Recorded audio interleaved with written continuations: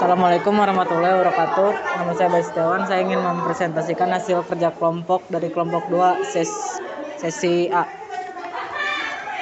Untuk pembahasan yang pertama adalah ancaman terhadap integrasi nasional. Perlu diketahui integrasi nasional mempunyai dua pengertian dasar, yakni integrasi dan nasional. Integrasi berasal dari bahasa Latin yaitu integrate, yang berarti tempat dalam suatu keseluruhan, sementara menurut Kamus Besar Bangsa Indonesia, integrasi adalah pembauran sampai menjadi satu kesatuan yang bulat dan utuh. Adapun kata nasional berarti bangsa. Berikut ini rangkuman tentang ancaman-ancaman terhadap integrasi nasional. Yang pertama, ancaman militer. Ancaman militer adalah ancaman yang menggunakan kekuatan bersenjata yang terorganisasi dan mempunyai kemampuan yang bisa membahayakan kedaulatan negara, keutuhan wilayah negara, dan keselamatan segenap bangsa. Ancaman militer ini terbagi menjadi dua, yaitu ancaman dan negeri dan luar negeri. Pertama, ancaman militer dalam luar negeri. Ancaman militer dalam negeri adalah bentuk ancaman yang datang bersumber dari pihak internal atau dari dalam negeri. Bentuk ancaman ini harus diwaspadai karena bisa muncul kapan saja tanpa ada tanda-tanda. Bisa dalam skala kecil seperti konflik masyarakat biasa atau dalam skala besar. Contoh ancaman militer dalam negeri adalah disintegrasi bangsa, keresahan sosial akibat ketimpangan kebijakan ekonomi, pelanggaran hak asasi manusia yang pada gilirannya dapat mengakibatkan suatu kerusuhan massal. 3. Upaya penggantian ideologi Pancasila dengan ideologi yang lain yang ekstrim. 4. Makar dan penggulingan pemerintah yang sah dan konstitusional.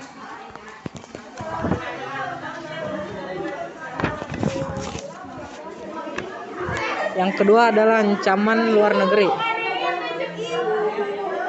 Ancaman militer luar negeri adalah bentuk ancaman yang datang bersumber dari pihak eksternal atau luar negeri. Contoh ancaman militer luar negeri adalah 1. Pelanggaran batas negara yang dilakukan oleh negara lain. 2. Pemberontakan senjata yang dilakukan oleh negara lain. 3. Aksi teror yang dilakukan oleh terorisme internasional. Bentuk-bentuk ancaman militer: 1. Agresi. 2. Invasi. 3. Bombardemen. 4. Blokade. 5. Spionase. 6. Sabotase. 7. Perang saudara. Yang selanjutnya adalah ancaman non-militer. Ancaman non-militer pada hakikatnya ancaman yang menggunakan faktor-faktor non-militer dinilai mempunyai kemampuan yang membahayakan kedaulatan negara, kepribadian bangsa, keutuhan wilayah, dan keselamatan segenap bangsa. Ancaman inilah yang adalah salah satu disebabkan oleh pengaruh aktif dari globalisasi. Globalisasi yang menghilang sekat atau batas pergaulan antara bangsa secara disadari atau tidak telah memberikan dampak negatif yang kemudian menjadi ancaman bagi keutuhan sebuah bangsa, termasuk Indonesia. Ancaman non-militer diantaranya dapat berdimensi ideologi, politik, ekonomi, dan sosial budaya. Contohnya seperti pengaruh gaya hidup kebarat-baratan atau westernisasi budaya, sudah tidak mencintai budaya sendiri, tidak menggunakan produk negeri, dan sebagainya. B. Ancaman di bidang ideologi, politik, ekonomi, sosial, budaya, pertahanan, dan keamanan. 1. Ancaman di bidang ideologi. Secara umum, Indonesia menolak dengan tegas paham komunitas dan unionis. Akibat dari penolakan tersebut, tentu saja pengaruh dari negara-negara komunitas dapat dikatakan tidak dirasakan oleh bangsa negara. Kalau ada pengaruh tersebut sangat kecil ukurannya. Hal ini sebagai akibat dari era globalisasi. 2. Ancaman di bidang politik. Ancaman di bidang politik dapat bersumber dari dalam negeri maupun luar negeri. Dari luar negeri, ancaman di bidang politik dilakukan oleh suatu negara dengan melakukan tekanan politik terhadap Indonesia. Tilu, ancaman di bidang ekonomi. Pengaruh globalisasi perekonomian merupakan suatu proses kegiatan ekonomi dan perdagangan di mata negara-negara di seluruh dunia menjadi satu kesatuan pasar yang semakin terintegrasi tanpa rintangan batas teritorial negara. Globalisasi perekonomian mengharuskan penghapusan seluruh batas dan hambatan terhadap arus modal, barang, dan jasa.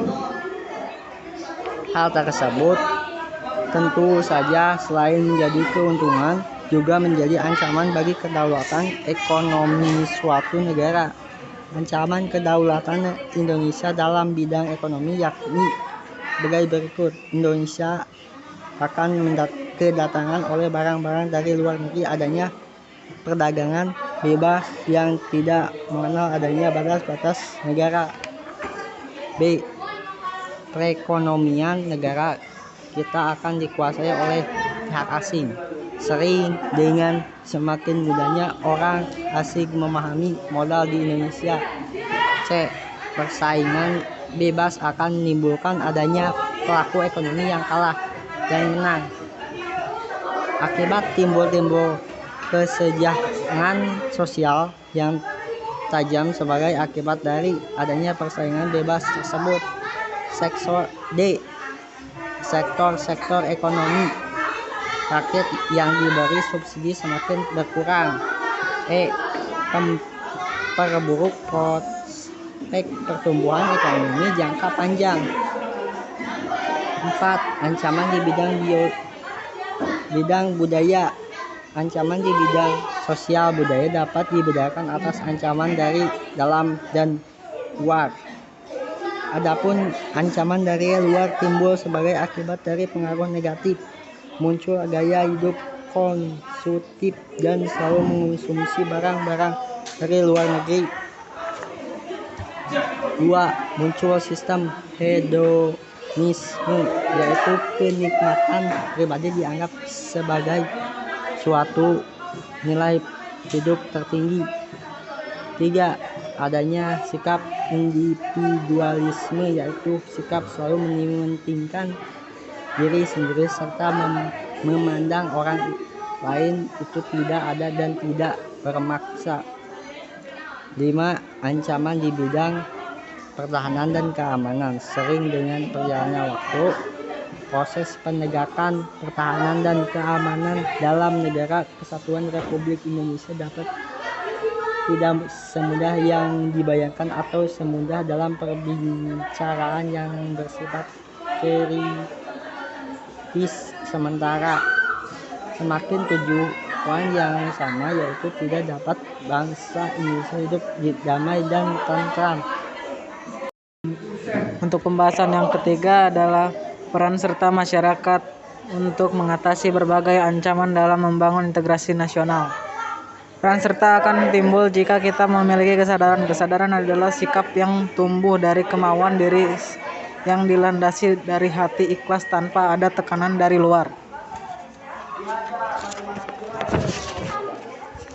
Konsep atau makna kesadaran dapat diartikan sebagai sikap perilaku diri yang tumbuh dari kemauan diri sendiri dengan dilandasi suasana hati yang ikhlas dan rela tanpa tekanan dari luar untuk bertindak yang umumnya dalam upaya mewujudkan kebaikan yang berguna untuk diri sendiri dan lingkungannya.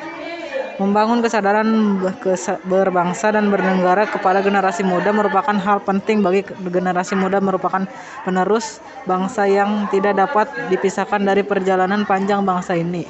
Kesadaran bangsa dan bernegara ini tidak hanya berlaku pada pemerintah saja, tetapi lebih luas menerapkan arti kesadaran berbangsa dan bernegara dalam kehidupan masyarakat.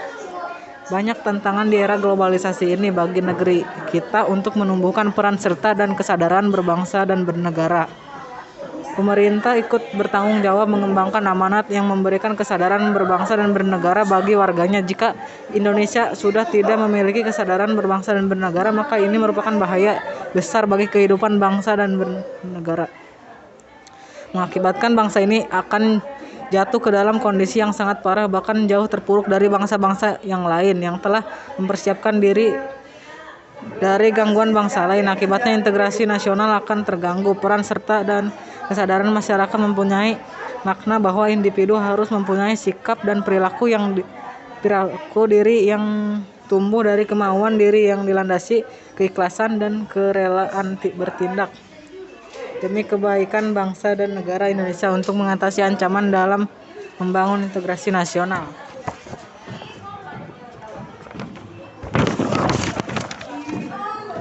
Peran serta masyarakat yang mengatasi berbagai ancaman dalam membangun integrasi nasional diantaranya adalah 1. Tidak membeda-bedakan keberagaman, misalnya pada suku, budaya, dan daerah sebagainya. 2. Menjalankan ibadah sesuai dengan keyakinan dan agama yang dianutnya.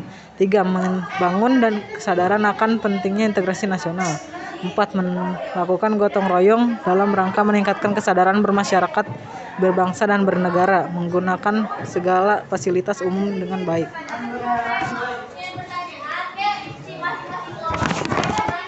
Oke, mungkin cukup sekian presentasi dari kelompok saya. Kurang lebihnya mohon maaf. Billahi taufiq wal hidayah. Wassalamualaikum warahmatullahi wabarakatuh. Perkenalkan, nama saya Erlina Aprilia dari kelompok 1. Ingin memberikan pertanyaan yang pertama. Sebutkan pengaruh negatif ancaman di bidang ideologi. Terima kasih. Jawabannya adalah nomor 1, adanya peningkatan pengangguran di masyarakat. 2. Angka kemiskinan yang bertambah dan meningkat. 3. Persaingan atau daya saing kian tinggi. 4. Kualitas barang yang diproduksi Indonesia masih belum dapat bersaing.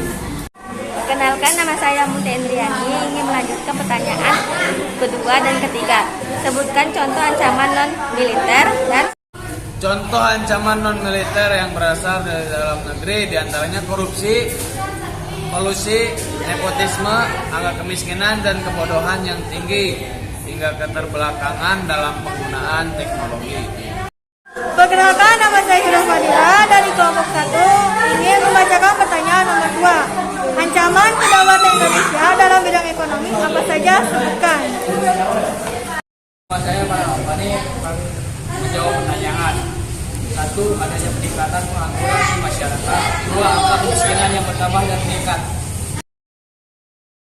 Perkenalkan, nama saya Wida Septia Dwi Cahya dari kelompok 2 sesi 2. Saya akan bertanya ke kelompok 2 sesi 1. Pertanyaannya adalah, apa yang dimaksud sifat hedonisme? Hedonisme adalah istilah berasal dari bahasa Yunani hedone, berarti kesenangan.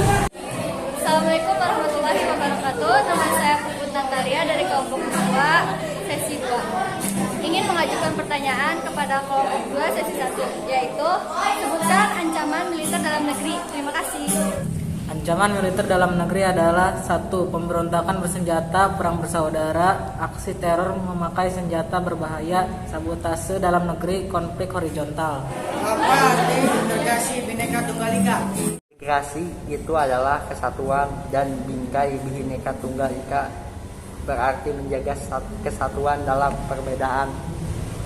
Dengan begitu akan memunculkan karakter bangsa yang mampu menghargai dan memunculkan sikap toleransi terhadap perbedaan suku, bangsa, ras, dan antar golongan.